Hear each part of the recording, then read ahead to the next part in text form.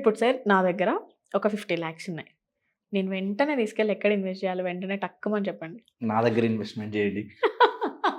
ఎందుకంటే 50 lakhs ఉంటే definitely I can suggest the best properties. మీరు ఒక ప్రాపర్టీ కొనాలన్నప్పుడు first what is your requirement అన్నది మీకు తెలియాలి.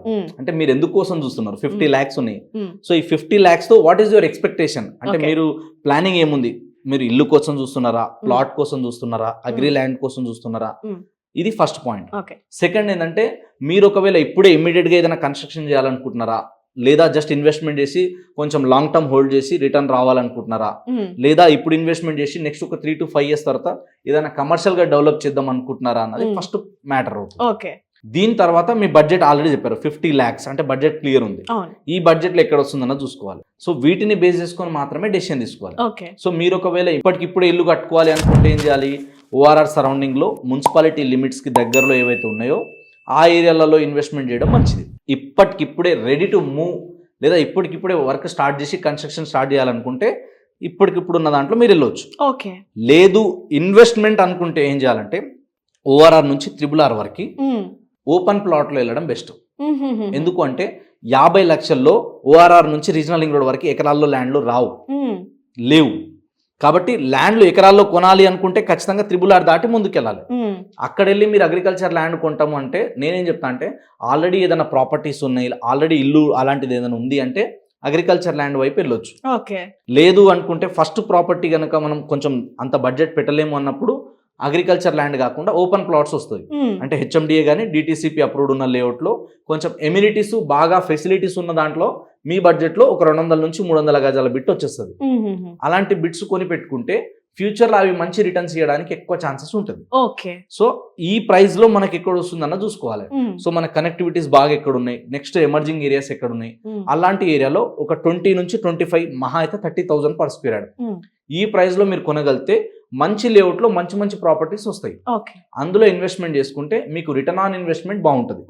అదే మీరు ఒకవేళ ఇమ్మీడియట్ గా ఫ్లాట్ లోకి వెళ్ళాలంటే ఇలా హైదరాబాద్ లో కూడా 50 లక్షల్లో ఫ్లాట్స్ దొరకడం కష్టం చాలా. సో దొరికినా కూడా దాంట్లో అన్ని ఎమ్యూనిటీస్ ఉండకపోవచ్చు, లేదా ఏదైనా రీసేల్ లో దొరకవచ్చు. బట్ ఇమ్మీడియట్ గా కొత్త కన్స్ట్రక్షన్ లో అంత తక్కువలో లేవు. మినిమం పర్ SFT తీసుకుంటే 5,000 నుంచి 6,000 ఈజ్ బేసిక్ ప్రైస్. కాబట్టి ఈ ప్రైస్ లో మనం పెట్టగలుగుతాం అన్నప్పుడు మనం ఇమ్మీడియట్ గా మూవ్ అవ్వాలి. ఇక్కడ ఆఫీస్ స్పేస్ కి నియర్ బై ఉండాలనుకుంటే గో ఫర్ ఫ్లాట్స్. ఇంకొంచెం లోన్ తీసుకోవాల్సి వస్తుంది. లేదు ఆల్రెడీ నా దగ్గర లంసమ్ అమౌంట్ ఒక 50 లక్షలు ఉందంటే go for open plots is the best option ఈ రోజున్న మార్కెట్ లో. సో ఇప్పుడు నా దగ్గర ఒక 3 CR ఉంది సార్, కమర్షియల్ పెట్టి గురించి చెప్పండి.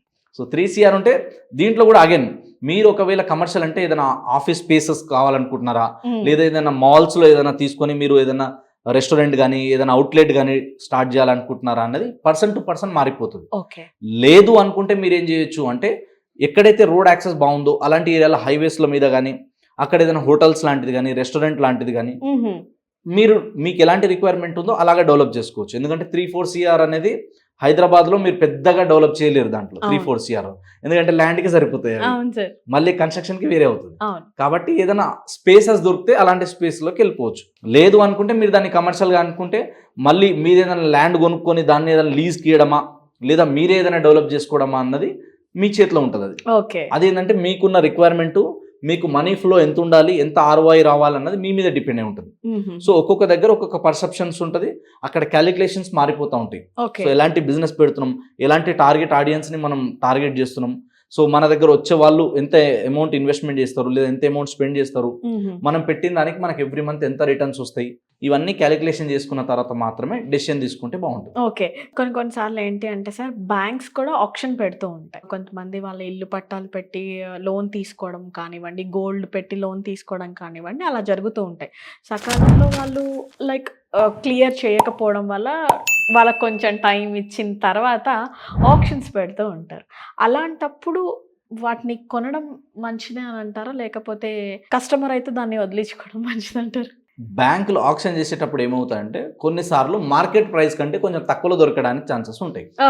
అంటే ఇప్పుడు బ్యాంక్ దగ్గర ఏం చేస్తారు, మార్టిగేజ్ చేస్తారు, 3 years 5 years ఏదో టెన్యూర్ ఉంటుంది వాళ్ళు.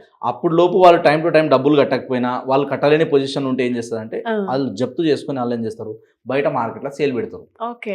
వాళ్ళు ఇచ్చిన లోన్ ఎంత, వాళ్ళకి రావాల్సింది ఎంత, దానికంటే కొంచెం ఎక్కువనే చెప్తారు.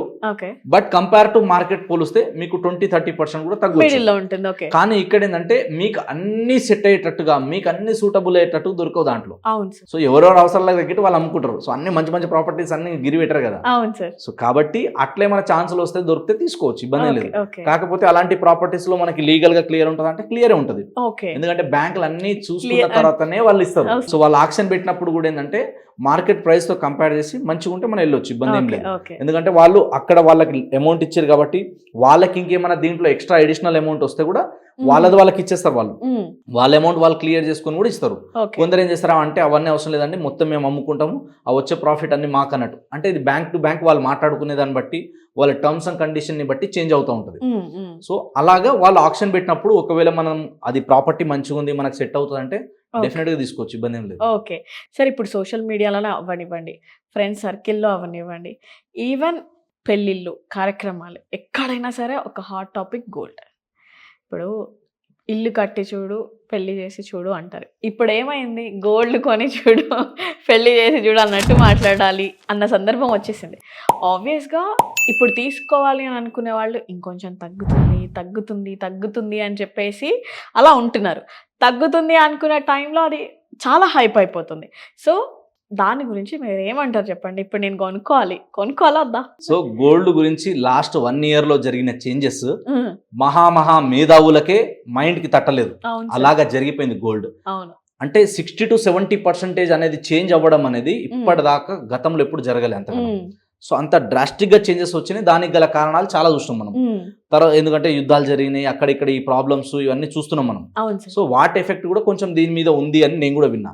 నెక్స్ట్ గోల్డ్ ఏంటంటే మేడం, అది కూడా ఒక అసెటే. మనకి ఏ రాత్రి అవసరం పడినా మనం గిరి పెట్టినా ₹2 వస్తాయి అన్నట్టు ఉంటుంది. అవును. ఒకవేళ ప్యూర్లీ ఇన్వెస్ట్మెంట్ పాయింట్ ఆఫ్ వ్యూలో వెళ్తే మనం కంపేర్ చేయాల్సింది ఏంటంటే లాస్ట్ 10-20 years లో గోల్డ్ రేట్ ఎంత పెరిగింది, నెక్స్ట్ 10-20 years లో ఎంత పెరుగుతుంది అన్నది ఒక ప్రొఫెషనల్ గైడెన్స్ తీసుకొని మాత్రమే గోల్డ్ లో ఇన్వెస్ట్మెంట్ పర్పస్ అయితే వెళ్ళాలి.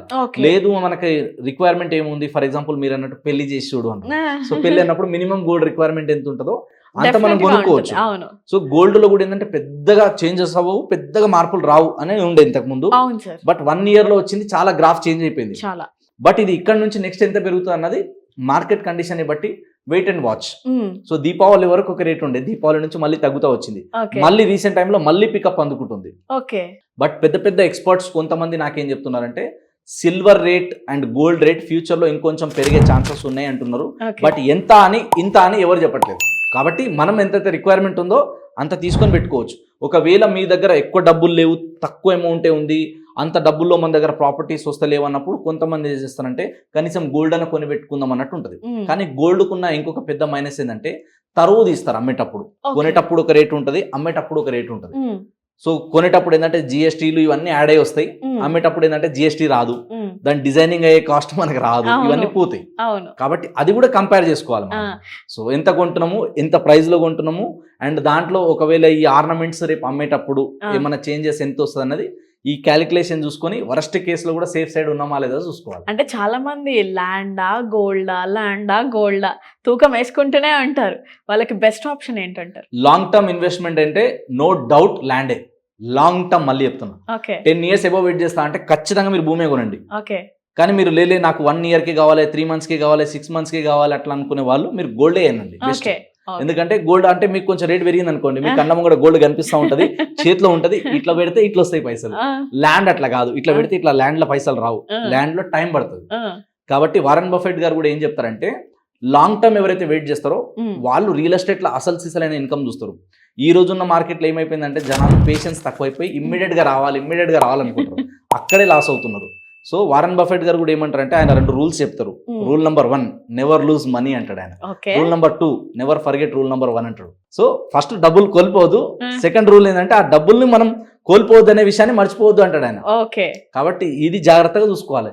ఆ మార్కెట్లో అందరు పోతున్నారు కదా, అన్ని అదే అయిపోతుంది కదా అంటే అది హైప్ ఎంతవరకు ఉంటుంది, ఎంతవరకు పెరుగుతుంది అన్నది కొన్ని క్యాలిక్యులేషన్స్ వేసుకొని మాత్రమే స్టెప్ తీసుకోవాలి. తర్వాత లేకపోతే ర్యాండమ్ గా మాత్రం వాళ్ళు చెప్పిరనో న్యూస్లో వస్తుందనో ఇన్ఫ్లుయెన్స్ అయ్యి మాత్రం వెళ్ళొద్దు. ఇది నేను ఫాలో అయ్యేది, మీరు ఫాలో అవ్వాలని చెప్పాలి, అది మీ ఇష్టం.